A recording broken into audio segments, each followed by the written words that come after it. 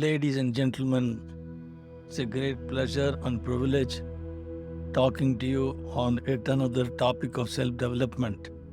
This time I thought I will choose another interesting topic which normally bothers people a lot during their formative years of their career. People generally, when I used to counsel them, when they got stuck with their career, they always used to say that the company is not providing any training for them. So the assumption is that the organization will take the responsibility of developing our career. Among the various paradigms that we formed during the conditioning by the parents and the society, that we formed certain opinions about certain worldviews. In this context, the self-development versus someone else taking the responsibility of developing our own career is one among them. If you really look at where this paradigm is coming from, right from our childhood, parents took all the decisions in terms of what is the food we need to eat and what kind of a dress we need to wear and which school we will have to study, what subject we will have to choose, and so on and so forth. In this context, right from childhood, we developed an opinion that somebody else will take care of our requirements. And the same thought process continues even during the course of our professional career. I think most of the cases in India, particularly in the southern part of India, the parents always feel that their son or daughter should either become a doctor or an engineer. And of late, the concept of computer engineering has become a mental obsession in the society.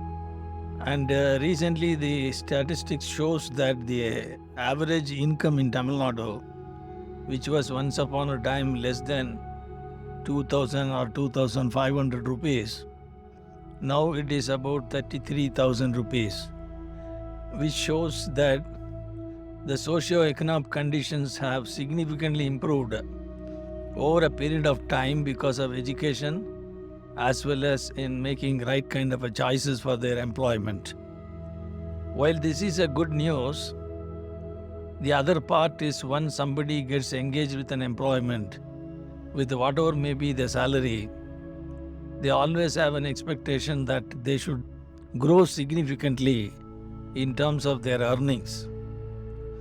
One of the complaints many of the employers have brought about during my discussion is that their employees are not loyal to them, or probably any moment that they put down their resignation and then move away.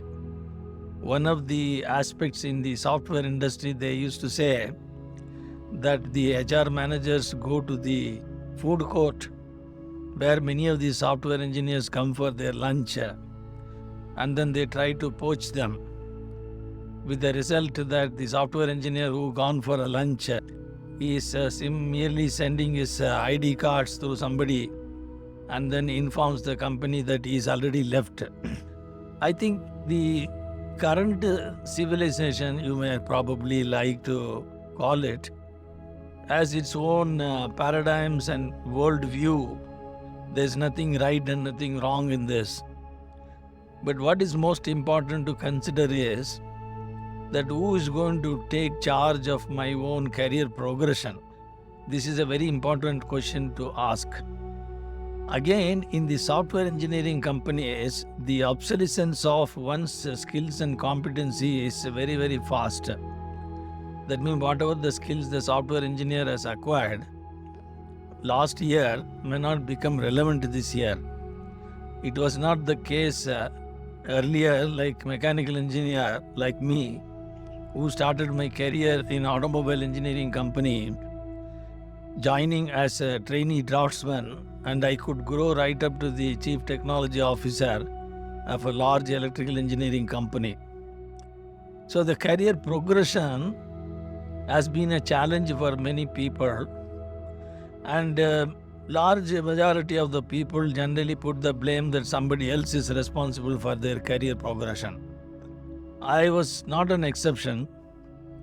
In my formative years of my career, I also felt that the organization should take the responsibility of finding out my training needs and then provide them so that I will be able to contribute better for the organization. In my own case, although I spent a significant amount of time in the training center on many competency building areas, but my career progression was not that rapid till such a time I took charge of myself and then started examining what really matters for my career progression. One of the aspects I found was my own attitude. And some of the HR specialists, they say that it is the disposition of the people. So attitude is a difficult concept to explain, but it is nothing but our world view, how we are looking at the world and its opportunities. So most of the cases, people generally feel that the outside ourselves, someone has to take charge of our own progression. They generally don't have the right kind of attitude, and I was not an exception.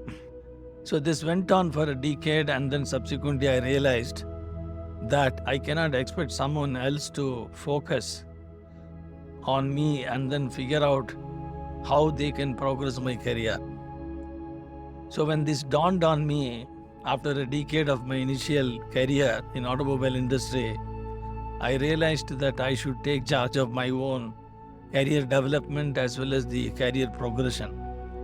So rest of the years have rolled by with a significant amount of progress in my career advancement, moving very rapidly in the organizational hierarchy till such time I became one of the strategic leaders of the company. At the age of 49, I realized that it's a time for me to give back something to the society, not waiting for the retirement.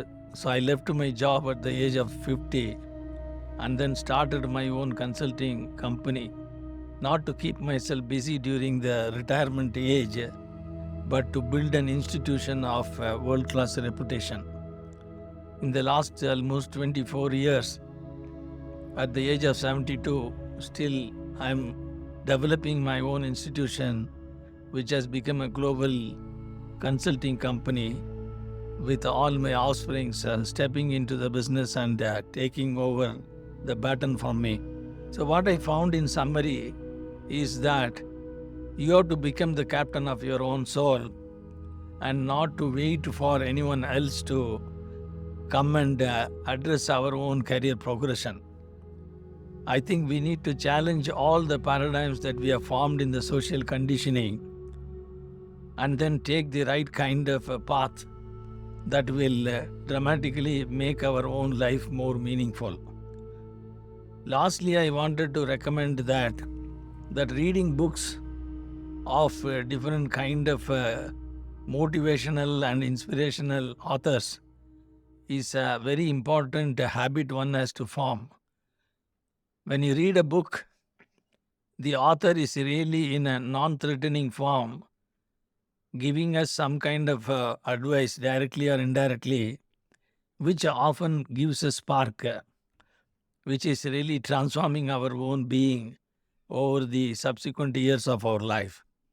So those who do not have the habit of reading, they need to take up this very seriously. I hope that this session has given you some kind of a perspective of how to shape your own career. In the future episodes, I would like to share some of my other thoughts or other experiences or other mistakes I have committed in my life, which may be of value for some of you. Thank you very much for your patient listening and continued patronage. Look forward to talk to you more and more on future episodes. God bless you. Take care.